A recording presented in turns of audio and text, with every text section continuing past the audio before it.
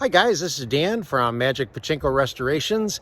This video has nothing to do with pachinkos, but it was suggested by one of the YouTube visitors to give you an idea of the snow up here. Now we are right along the south shore, literally, of Lake Ontario. You can see it. Well, I'll show it to you in a minute. But the request came during the big snowstorms in Buffalo.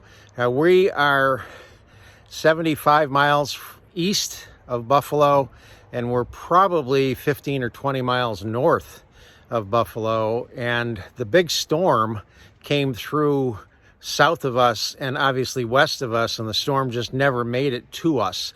So if you could take a quick peek here, whoops, let me turn this around. You can see I still have grass. Now granted, I got some drifting, but it's pretty grassy, and right now it's about 50 degrees. So a little bit in the video here, you're going to see a much closer view of the lakeshore when it freezes. Hope you enjoy it.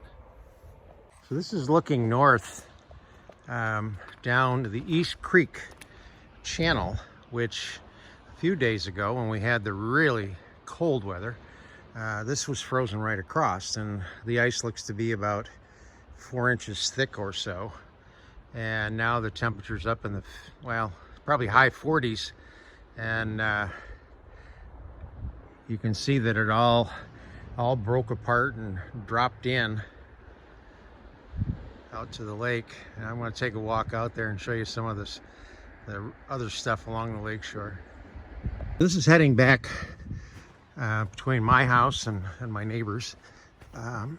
You can see there's a little bit of snow here. Living along the south shore of Lake Ontario, we get weather that's different than anybody that's really a little further away from the lake. What I mean by that is in the spring it's colder down here because the lake is cold. In the fall it's warmer down here because the lake stays warm. But you can see the ice buildup along the shore, and I want to see if I can walk out and get a better shot of that. As the water freezes, it piles up. All those little, these guys, see if I can do this, yeah. These guys out in here, those are all small chunks that start first and get pushed in, and then when they hit the land, they start to stick and they start to pile up. But again, I'm gonna walk out to that in just a minute here. Okay, so now I'm on the lake side of the creek. Again, you can see all the broken sheets. This is all sand in here. There's virtually almost no rock.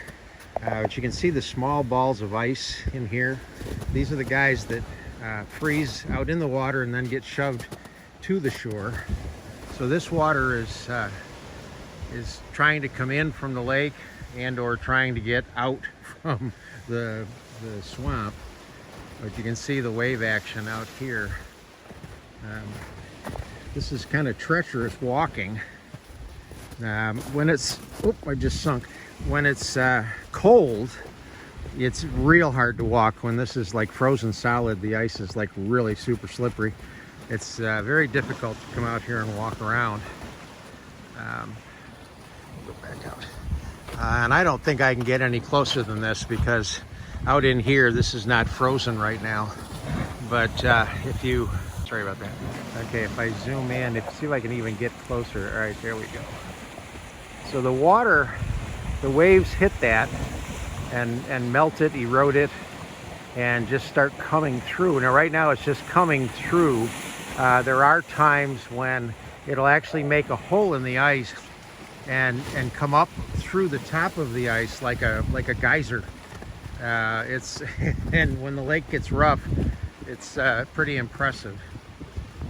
Whoa, sorry for the jerkiness. It's like I said, it's hard to walk, but it's an interesting phenomenon that happens here.